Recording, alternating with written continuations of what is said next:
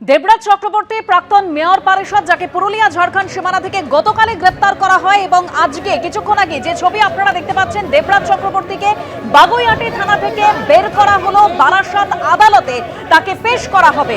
বাগুইআটি থানা থেকে দেবরাজ চক্রবর্তীকে কিছুক্ষণ আগে বের করা হয়েছে, একেবারে সেই ছবি আপনাদের সামনে তুলে ধরছি। এবং বারাসাত আদালতে আজকে দেবরাজ চক্রবর্তীকে পেশ করা হবে। একাধিক অভিযোগ রয়েছে এই দেবরাজ চক্রবর্তীর বিরুদ্ধে। জোরপূর্বক জমি দখল থেকে শুরু করে তোলাবাজি, একাধিক অভিযোগ এই দেবরাজ চক্রবর্তীর বিরুদ্ধে রয়েছে।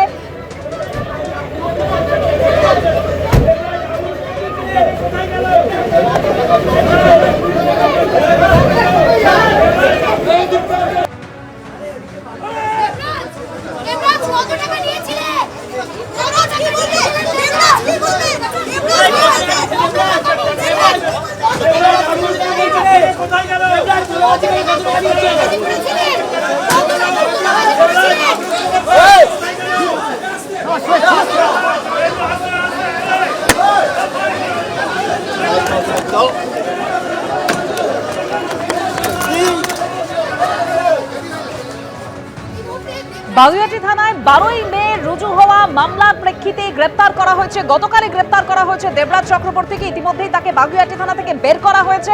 সরাসরি আমাদের প্রতিনিধি ময়ূক ঠাকুর চক্রবর্তী রয়েছেন। ময়ূক, দেখো, ভিআইপি রোড হয়ে আমরা এই মুহূর্তে যশোর রোডে রয়েছে। আমি ক্যামেরা পার্সন দীপ্তেন্দু চক্রবর্তীকে বলবো দেখানোর জন্য। সামনে বোলেরো গাড়ি দেখো, সেই বোলেরো গাড়িতেই রয়েছেন দেবরাজ চক্রবর্তী এবং তার সঙ্গে পুলিশ আধিকারিকরা রয়েছেন। 3:45 নাগাদ, মিনিট 15 আগে বাগুইআটি থানা থেকে নিয়ে দেবরাজ চক্রবর্তীকে নিয়ে পুলিশ আধিকারিকরা বেরোন এবং বেরোনোর পর তাকে এই মুহূর্তে সরাসরি বারাসাত কোর্টের উদ্দেশ্যে নিয়ে যাওয়া হয়েছে। দেবরাজ চক্রবর্তীর এগেনস্টে যে সেকশনে কেসগুলো রয়েছে সেগুলোর মধ্যে গুরুত্বপূর্ণ সেকশন হচ্ছে এক্সটর্শন। সরাসরি আমি দীপ্তেন্দুকে বলবো দেখানোর জন্য। আমার ঠিক ডান দিকে দেখো যে বোলেরো গাড়ি, সেই গাড়িতেই রয়েছেন দেবরাজ চক্রবর্তী। আমি দীপ্তেন্দু চক্রবর্তীকে বলবো, বৃষ্টি পড়ছে কিন্তু তারই মাঝে যতটা সম্ভব ছবিটা দেখানোর জন্য এই যে গাড়ি, এই গাড়িতেই রয়েছেন দেবরাজ চক্রবর্তী। তাকে এখান থেকে নিয়ে যাওয়া হচ্ছে সরাসরি বারাসাত কোর্টের দিকে এবং তার বিরুদ্ধে সেকশন রয়েছে তোলাবাজি, হুমকি, অপরাধমূলক ষড়যন্ত্র, জালিয়াতি এবং তার পাশাপাশি আরও বেশ কিছু একই উদ্দেশ্যে অপরাধ সংগঠন, এরকম বেশ কিছু সেকশন রয়েছে। দেবরাজ চক্রবর্তী মহামান্য কলকাতা হাইকোর্টের থেকে তার রক্ষা কবচ চলে যাওয়ার পর তারপর থেকে তিনি পলাতক হয়ে যান, ফোন বন্ধ হয়ে যায়। গতকাল রাতে পুরুলিয়ার ঝালদাস এলাকা থেকে, আমি আবার দীপ্তেন্দুকে বলবো দেখো আমার ঠিক বাঁ দিকে ডান দিকের গাড়ি দেবরাজ চক্রবর্তীর যে বোলেরো গাড়ি, এই গাড়িতেই রয়েছেন দেবরাজ। টুপি পরা অবস্থায় রয়েছেন। দেখো আমাদের ক্যামেরা পার্সন দীপ্তেন্দু সরাসরি সেই ছবি দেখাচ্ছে। টুপি পরে দুজন পুলিশ কর্মী, 2 সাব ইন্সপেক্টরকে আমরা দেখতে পাচ্ছি। 2জন সাব ইন্সপেক্টরের মাঝে বসে রয়েছেন এই রাজারহাট গোপালপুরের দাপুটের তৃণমূল কংগ্রেস নেতা, বিধাননগর পুর নিগমের প্রাক্তন এমআইসি দেবরাজ চক্রবর্তী। সরাসরি যশোর রোড থেকে এবিপি আনন্দে আমরা লাইভে দেখাচ্ছি যে এই যে গাড়ির কাঁচ বন্ধ অবস্থায় রয়েছে। দীপ্তেন্দুকে বলবো যতটা সম্ভব পরিষ্কার করে দেখানোর জন্য।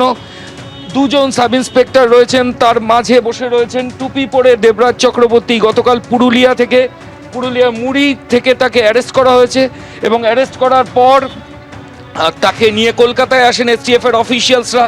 কেসটা বিধাননগর কমিশনারেটে হলেও এসটিএফ এই গ্রেফতারির জন্য সাহায্য করেছিল, কারণ গা ঢাকা দিয়েছিলেন এই দাপুটের তৃণমূল কংগ্রেস নেতা। তিনি কোথায় ছিলেন তার ট্রেস পাওয়া যাচ্ছিল না, তার মোবাইল ফোন বন্ধ অবস্থায় ছিল এবং তারপর তার সঙ্গীর মোবাইলের টাওয়ার লোকেশন এবং বিভিন্ন সূত্র দেখে অবশেষে এসটিএফ এর জালে এই দেবরাজ চক্রবর্তী এবং তার যেখান থেকে তাকে অ্যারেস্ট করা হয়েছে সেটা মুড়ি এলাকা।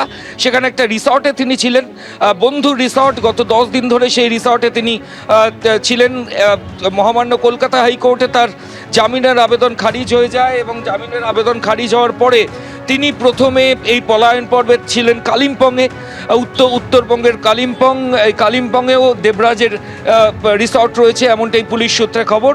সেখানে কিছুদিন থাকার পর তিনি সেই আস্তানা চেঞ্জ করেন, সেখান থেকে পশ্চিমাঞ্চলের পুরুলিয়া এরিয়ায় চলে যান। সেখানে রাঁচি, ঝাড়খণ্ডের রাঁচিতে তার বন্ধুর অনেকগুলো রিসর্ট রয়েছে, তার নিজেরও ইনভেস্টমেন্ট রয়েছে।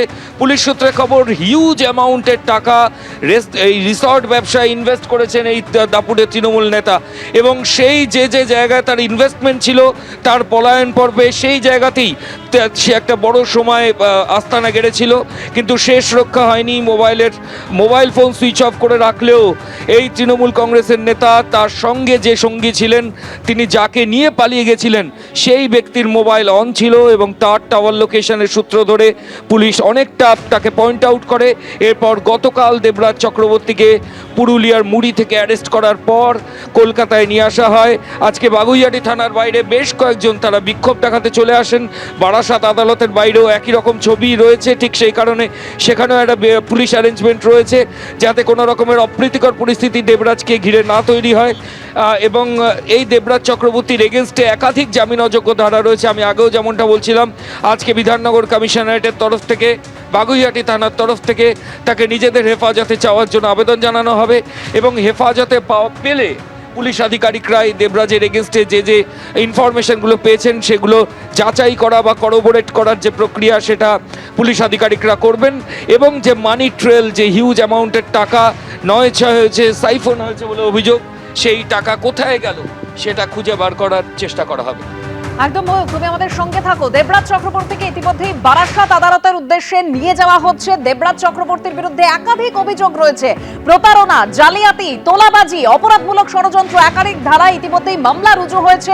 দেবরাজ চক্রবর্তীকে গতকালই ঝাড়খণ্ড পুরুলিয়া সীমান্ত থেকে ইতিমধ্যে গ্রেপ্তার করা হয়। একেবারে নির্মীয়মান একটি রিসর্ট, মুড়ি এলাকার নির্মীয়মান রিসর্ট থেকে গ্রেপ্তার করা হয়েছে দেবরাজ চক্রবর্তীকে।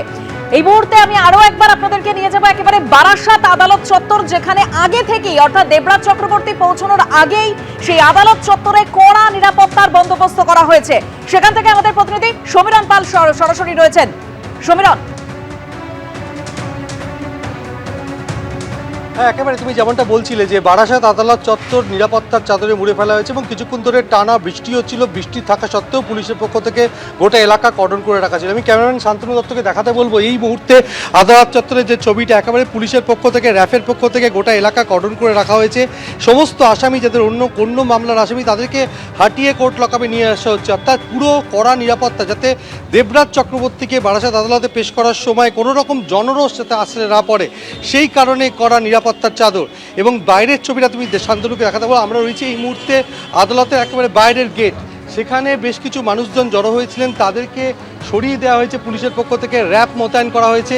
আর কিছুক্ষণের মধ্যে, মনে করা হচ্ছে আর মিনিট 10 মধ্যে, তৃণমূলের প্রাক্তন মেয়র পরিষদ বিধাননগর পুরসভার দেবরাজ চক্রবর্তী, যাকে তোলাবাজি, হুমকি সহ একাধিক ধারায় অভিযুক্ত করা হয়েছে, এবং তাকে আজকে আদালতে পেশ করা হবে। কিছুক্ষণের মধ্যেই কোর্ট লকআপে নিয়ে আসা হবে, এবং নিয়ে আসার পর তাকে বারাসাতের সিজিএম এর এজলাসে পেশ করা হবে। শান্তনু, তোমাকে ছবিটা দেখাচ্ছে যে বৃষ্টি উপেক্ষা করেও পুলিশের পক্ষ থেকে কড়া প্রহরা দেওয়া হচ্ছে, পুলিশ মোতায়েন করা হয়েছে। এই মুহূর্তে কেন্দ্রীয় বাহিনীর জওয়ানদেরকেও মোতায়েন করা হয়েছে বাইরে, যাতে দেবরাজ চক্রবর্তীকে আদালতে পেশ করার সময় কোনো রকম জনরোষ আশ্রে না পড়ে, সেই কারণে সেখানে কড়া নিরাপত্তার ব্যবস্থা করা হয়েছে। আদালত চত্বরে যে সমস্ত আইনজীবীরা ঢোকার চেষ্টা করেন, তাদের যে যাতায়াত সেটাও নিয়ন্ত্রিত করা হয়েছে পুলিশের পক্ষ থেকে। দেবরাজ চক্রবর্তীকে একাধিক অভিযোগ, অর্থাৎ এলাকার বাগুইআটি কেষ্টপুর এলাকার বিভিন্ন প্রমোটাররা বিভিন্ন সময় অভিযোগ করেছেন যে তাদের কাছ থেকে লক্ষ লক্ষ টাকা তোলা চাওয়া হতো। শুধু তাই না, তোলা না দিলে কাজ বন্ধ করে দেওয়ার হুমকি, এমনকি মেরে ফেলার হুমকি পর্যন্ত দেওয়া হতো। সেই একাধিক অভিযোগ রয়েছে দেবরাজ চক্রবর্তীর বিরুদ্ধে। সেই অভিযোগের ভিত্তিতেই তাকে পুরুলিয়া ঝাড়খণ্ড সীমান্ত থেকে গ্রেপ্তার করা হয়েছে। আজকে সকালে তাকে নিয়ে আসা হয় বাগুইআটি থানায়, এবং থানায় দীর্ঘক্ষণ জিজ্ঞাসাবাদ করা হয়, এবং তারপরেই কিছুক্ষণ আগে, যেমন ময়ূক বলছিল, ঠিক 2:45 নাগাদ বাগুইআটি থানা থেকে রওনা দিয়েছে পুলিশ আধিকারিকরা দেবরাজ চক্রবর্তীকে নিয়ে বারাসাত আদালতের উদ্দেশ্যে, এবং অনেকটাই চলে এসছে। যশোর রোড ধরে দেবরাজ চক্রবর্তীকে নিয়ে আসা হচ্ছে। আর কিছুক্ষণের মধ্যে, মনে করা হচ্ছে আর মিনিট 10 মধ্যেই আদালতে নিয়ে আসা হবে। আমি শান্তনুকে আরও একবার আদালতের ভেতরের ছবিটা দেখাতে বলবো, যে কেন্দ্রীয় বাহিনী রয়েছে, র্যাব মোতায়েন রয়েছে, পুলিশের শীর্ষ কর্তারা উপস্থিত রয়েছেন, অর্থাৎ কোনো রকম জনরোষ যাতে দেবরাজ চক্রবর্তীর ওপর না এসে পড়ে। কেন দেবরাজ চক্রবর্তীর বিরুদ্ধে বিগত কয়েক বছর ধরে নানা অভিযোগ রয়েছে। এলাকার প্রমোটারদের বক্তব্য, যেহেতু তিনি শাসক দলের শীর্ষ নেতা ছিলেন, সেই কারণে এলাকায় তার যে দাপট ছিল, সেই দাপটের জন্য অনেকে ভয়ে মুখ খুলতে পারতেন না, এবং সেই সময় তৃণমূল সরকারের আমলে পুলিশের কাছে অভিযোগ জানালেও সে কোনো লাভ হতো না। এখন এই মুহূর্তে রাজ্যে পালাবদল হয়েছে, নতুন বিজেপি সরকার প্রতিষ্ঠিত হয়েছে, এবং তারপর থেকেই দেবরাজ চক্রবর্তীর বিরুদ্ধে একে একে অভিযোগ দায়ের হতে শুরু করে বাগুইআটি থানায়, এবং সেই অভিযোগের ভিত্তিতে গতকাল পুরুলিয়া ঝাড়খণ্ড সীমান্ত থেকে দেবরাজ চক্রবর্তীকে গ্রেপ্তার করা হয়েছে। তার বিরুদ্ধে তোলাবাজি থেকে শুরু করে প্রতারণা, হুমকি, একাধিক অভিযোগ রয়েছে। যেমনটা ময়ূক বলছিল, ঠিক সেই অভিযোগের ভিত্তিতে তাকে গ্রেপ্তার করে আজকে বারাসাত আদালতে নিয়ে আসা হবে, এবং কিছুক্ষণের মধ্যেই আদালতে এসে পৌঁছবে। শান্তনুকে আরও একবার ছবিটা দেখাতে বলবো যে র্যাফের মহিলা জওয়ানরা রয়েছেন, কেন্দ্রীয় বাহিনী রয়েছে, আর গোটা আদালত চত্বর নিরাপত্তার চাদরে মুড়ে ফেলা হয়েছে। এমনকি অন্যান্য মামলার যে সমস্ত আসামি যারা আসছেন তাদেরকেও গাড়ি থেকে নামিয়ে হাঁটিয়ে আদালতে প্রবেশ করানো হচ্ছে, অর্থাৎ কোনো বাইরের লোকজনকে আদালতের ভেতরে প্রবেশ করতে দেওয়া হচ্ছে না। তেমনি পুলিশের পক্ষ থেকে, কেন্দ্রীয় বাহিনীর পক্ষ থেকে গোটা এলাকা কর্ডন করে রাখা হয়েছে। আর কিছুক্ষণের মধ্যেই যেটা পুলিশের কাছে খবর এসে পৌঁছচ্ছে, এবং তুমি দেখতে পাচ্ছ সাথে ছবিটা দেখাচ্ছে যে কোনো গাড়ি প্রবেশ করতে দেওয়া হচ্ছে না, যেমনটা আগে বলছিলাম। আর কিছুক্ষণের মধ্যেই হয়তো দেবরাজ চক্রবর্তীকে নিয়ে বাগুইআটি থানার পুলিশ এখানে পৌঁছবে এবং বারাসাত কোর্ট লকআপের কাছে নিয়ে যাবে, এবং সেখান থেকে তাকে সিজিএম এর এজলাসে পেশ করার কথা। আমি শান্তনুকে আরও একবার ছবিটা দেখাতে বলবো, কোর্ট লকআপ চত্বর যেখানে নিয়ে আসা হবে, সেখানে একেবারে নিরাপত্তা বেষ্টনীতে পুরো ঘিরে ফেলা হয়েছে। যে ছবি তুমি দেখাচ্ছ, একেবারে নিরাপত্তা ব্যবস্থা জোরদার করা হয়েছে কোর্ট চত্বরে। যে ছবি আপনারা দেখতে পেলাম, একদম কেন্দ্রীয় বাহিনীর জওয়ানরা সেখানে রয়েছেন, র্যাব মোতায়েন রয়েছে, যাতে কোনো রকম অপ্রীতিকর পরিস্থিতি তৈরি না হয় তার জন্যই এই নিরাপত্তা ব্যবস্থা একেবারে জোরদার করা হয়েছে। এবিপি আনন্দ, এগিয়ে থাকে, এগিয়ে রাখে।